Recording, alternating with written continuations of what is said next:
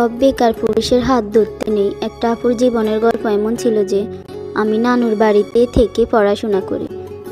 তো আমার এক ফ্রেন্ডের আত্মীয় আমাকে পছন্দ করত। দিনটা ছিল 29 তারিখ 9 মাস 2023। এই দিনে তার সাথে আমার প্রথম কথা হয়। পরের দিনই আমার জন্মদিন ছিল। তো আমার জন্মদিনে তার সাথে দেখা করে ঘোরাঘুরি করি, আবার চলে আসি। এর কিছুদিন পর আমার পরীক্ষা শেষ করে আমি দেশের বাড়ি চলে যাব। ও হাত কেটে ঘুমের ওষুধ খায়, আরও কত কি। তো তার এসব পাগলামি দেখে তার বড় ভাই আমাকে বলছে তাকে বিয়ে করে নিতে, কিন্তু সে ছিল বেকার। আমিও তাকে অনেক ভালোবাসতাম। পরে আমি আমার ফ্যামিলি কাউকে না জানিয়ে বিয়ে করে ফেলি। পরে আমার মা জেনে অনেক কান্না করে আর বলছে আমাকে কাঁদিয়ে তুই কোনোদিন সুখ পাবি না। আমিও আমার মাকে বলছিলাম ওর মতো সুখ আমাকে কেউ দিতে পারবে না মা। আজ আমার মায়ের অভিশাপ লাগছে। বিয়ের কিছুদিন পর ও নেশা করে, তারপর অন্য মেয়েদের সাথে কথা বলে।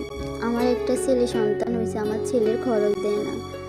কথায় কথায় ও গায়ে হাত তুলে, তো অন্য মেয়েদের সাথে কথা বলে। তো একদিন সাহস করে ওর ফোনটা আমি হাতে নিয়ে চেক করে দেখি ওর সাথে একটা মেয়ের অন্তরঙ্গ ছবি। তো এগুলো দেখার পর আমি তো শক। তো এরপরে মাকে সব কিছু ফোনে বলি। তখন মা কান্না করে বলে যে আমার এ বাড়িতে আসা বন্ধ। বাবা শোনার পর বাবা ফোন কেটে দেয়। এরপরে ও অন্য মেয়েটাকে বিয়ে করে অন্য বাসায় রাখে। তো আমি আশেপাশের মানুষের দ্বারা খবর পাই। তখন ওকে জিজ্ঞেস করাতে ও অনেক মারধর করে আমাকে। এরপরে একদিন সাহস করে ওর ফোনে আবার ওই মেয়েটাকে কল দিয়ে কান্নাকাটি করে বলি যে আসলে কি তোমাদের বিয়ে হয়েছে? মেয়েটা বলে হ্যাঁ আমাদের বিয়ে হয়েছে, আমাদের একটা বাচ্চা হবে।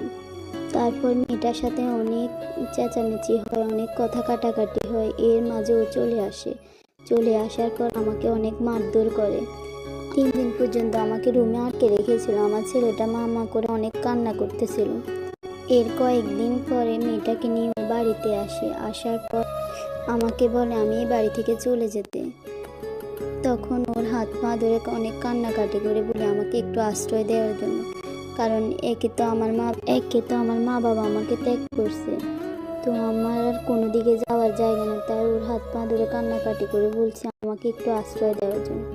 এরপরে শুরু হওয়া আরও বেশি অত্যাচার করা। প্রতিদিন রাত্রে ও আমাকে মারধর করতো। তারপরে আমার সতীনের বাচ্চা হবে, তো সব দেখাশোনা আমি করতাম।